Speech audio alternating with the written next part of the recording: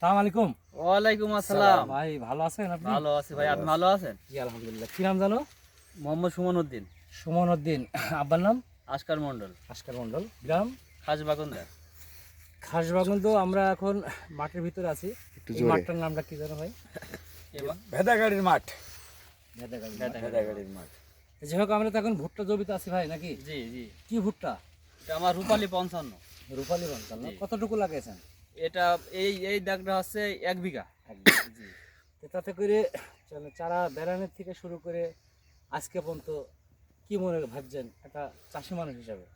তাহলে আমরা আগামীতে আরো বীজ বিক্রি করব, তাহলে এইটা কিন্তু আমরা মনে করেন যে দর্শককে দেখাবো, জি জি তাহলে আপনার কথাটার উপরে কিন্তু অনেকটা নির্ভর হবে। জি জি। হ্যাঁ, তো এই কারণে দেখা যাচ্ছে আসলে আমরা সঠিক জিনিসটা জানতে আসছি যে আসলে ভুট্টাটা যে দিলাম জি ভালো না মন্দ না বা খারাপ, এই জন্যে সরাসরি আমরা জমিতে আসছি। জি। তো যাই হোক, আজকের 24 ডিসেম্বর, আজকে মঙ্গলবার। তো যাই হোক ভাই, একটু উদ্দেশ্যে কথা বলেন যে রূপালী 55 বৈশিষ্ট্য সম্বন্ধে একটু কথা বলবেন, তো একটু জোরে কথা বলবেন। রূপালী 55 বীজটা আমি আমার এই, ভাগ্নের কাছ থেকে নিয়েছি। তো জি।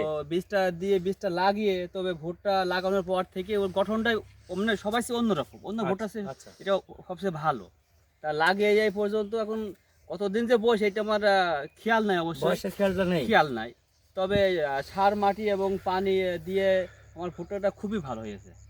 মানে সব এই যে আশপাশে আরো ভুট্টা আছে আশপাশে মাঠে, ভুট্টা চেয়ে সবচেয়ে আমার ভুট্টাটাই ভালো। মানে অনেক জাত তো আছে মাঠে। জি, অনেক না, জাতের ভিতরে আমার ভুট্টার জাতটা সবচেয়ে উন্নত মানের, সব থেকে উন্নত মানের। আমি যেটা পাচ্ছি বর্তমানে এখন। আচ্ছা আচ্ছা, আপনার এই এই জমি ছাড়াও আরো জমিতে আছে? জি, আরো জমিতে আছে।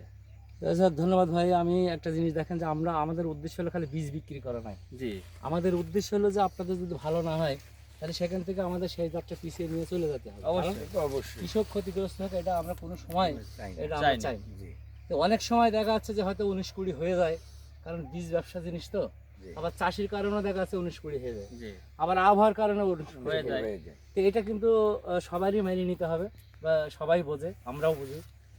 যাই হোক, আমি এই কথা বলে শেষ করছি। খুদা হাফেজ, ধন্যবাদ। একটু পুরা জমিটা নাও, একটু কাছাকাছি নাও, গাছগুলো একটু গোড়া শিকড়টা নাও। হ্যাঁ হ্যাঁ, শিকড়ে কি অবস্থা হুমায়ুন ভাই, আপনারা সবাই একটু দেখেন যে আমি একটু দেখা যাচ্ছে যে একটা কথা বলি যে শিকড়ের, গাছের যে শিকড় বা শক্তিশালী, আমরা যেটা বলছি যে গাছ শক্তিশালী হবে, এই যে গাছের যে শিকড় তো কেবল মানে ছাড়া শুরু হচ্ছে নাকি ভাই? শুরু হয়েছে। হুম, জি।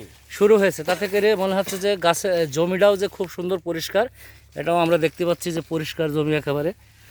কিন্তু এত সুন্দর ভুট্টা হয়েছে, মানে আমাদের খুবই পছন্দ। তো যাই হোক, হুমায়ুন একটু সামনে দাঁড়াও, একবারে এক ভিডিওর ভিতরে একটু আমরা সবাই দাঁড়াই ভাই একটু।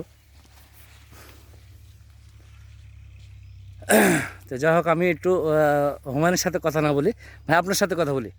আপনার পরিচয় দিয়ে একটু নাম বলবেন, নাম ঠিকানা পরিচয় বলেন। আমার নাম মোহাম্মদ লালটু মিয়া, আমার বাবার নাম কাসর আলী মন্ডল, আমার বাড়ি খাসবাগন্দ গ্রামে। জি, মাঠের নামটা বলেন। এই মাঠের নাম হচ্ছে ভেদাগাড়ির মাঠ। মেলাগাড়ির মাঠ।